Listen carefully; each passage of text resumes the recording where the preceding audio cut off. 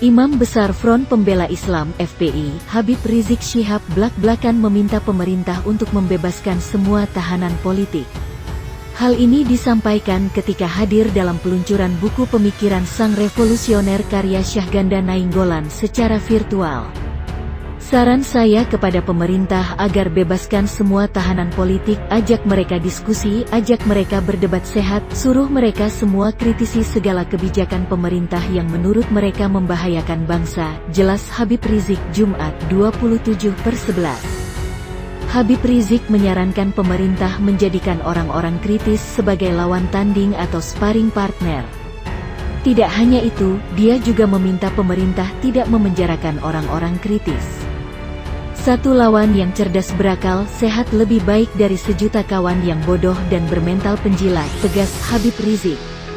Dalam kesempatan itu Gatot Nurmantio mengaku sempat mengajukan penangguhan penahanan bagi 3 petinggi kami yang terjerat kasus ujaran kebencian.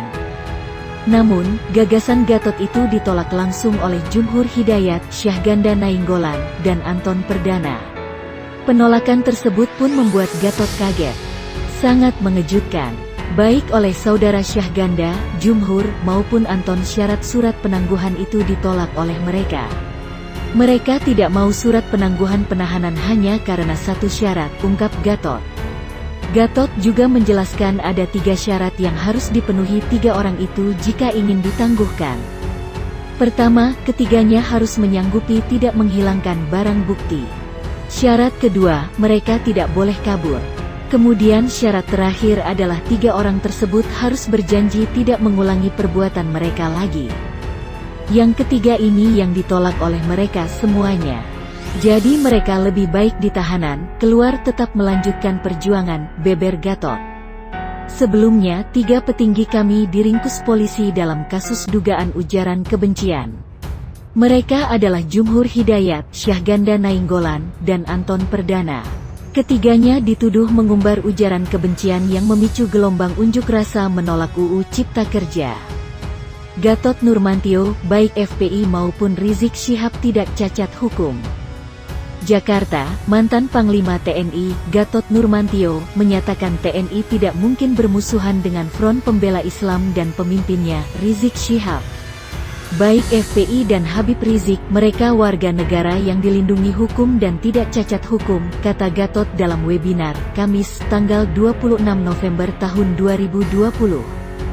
Gatot mengatakan, FPI menjadi musuh TNI jika organisasi masuk kategori ekstrim kanan yang dilarang di Indonesia. Nah itu baru musuhan. Tapi kalau tidak ada alasan, katanya. Gatot pun meminta agar jangan membawa nama TNI dengan kejadian penurunan baliho yang dilakukan Pangdam Jaya. Jadi tolong pisahkan antara yang dilakukan Pangdam Jaya tidak mewakili TNI seluruhnya. Termasuk yang dilakukan Koopsus TNI di Petamburan yang menurunkan kendaraan taktis itu sama. Tidak boleh keluarkan kendaraan taktis di masa damai ini, ujarnya. Pangdam Jaya Mayor Jenderal Dudung Abdurrahman sebelumnya memerintahkan anggotanya untuk menurunkan spanduk dan baliho Rizik Syihab. Penurunan itu dilakukan dengan koordinasi bersama pihak kepolisian dan Pemprov DKI Jakarta. Habib Rizik kemungkinan bergabung dengan kami bersama Gatot Nurmantio. Habib Rizik Syihab kemungkinan akan bergabung koalisi aksi menyelamatkan Indonesia, kami, yang dikomandani Gatot Nurmantio. Namun belum ada pembicaraan antara kami dan Habib Rizik. Hal itu dikatakan salah satu deklarator koalisi aksi menyelamatkan Indonesia, kami, Marwan Batubara. Marwan Batubara mengunjungi Habib Rizik di kediamannya di Jalan Petamburan 3, Gang Paksi, Jakarta Pusat, Rabu, tanggal 11 November tahun 2020. Marwan mengaku bersyukur Rizik kini sudah pulang ke tanah air. Dalam kunjungannya ini juga dirinya berbicara soal kemungkinan mengajak imam besar itu gabung ke kami. Tidak menutup kemungkinan untuk bergabung dengan kami. Tapi saya kira kita belum bicara sampai ke sana. Intinya bahwa Habib itu mendorong partai-partai yang punya aspirasi sama dengan Habib atau dengan mayoritas orang yang merasa ada sesuatu yang perlu diperbaiki itu saya kira otomatis bergabung, kata Marwan usai temui Rizik di Petamburan. Menurutnya, kata bergabung dalam arti secara luas, yakni bisa dalam kesamaan aspirasi dalam membenahi negara ke depannya seperti misalnya melawan kezaliman. Jadi kita bukan bicara soal anarkis ya, kita bicara soal perbaikan negara secara umum ke depan. Secara umum ke depan harusnya jadi perhatian dan sebaliknya kita karena memang satu aspirasi itu kita otomatis tergabung dalam aspirasi ini dan kita lebih kepada gerakan moral begitu, ungkapnya. Dalam kunjungannya, ini Marwan sempat juga bertemu politisi senior Amin Rais di kediaman Rizik. Menurutnya, dalam pertemuan tadi dirinya lebih banyak mendengarkan petuah dari Rizik.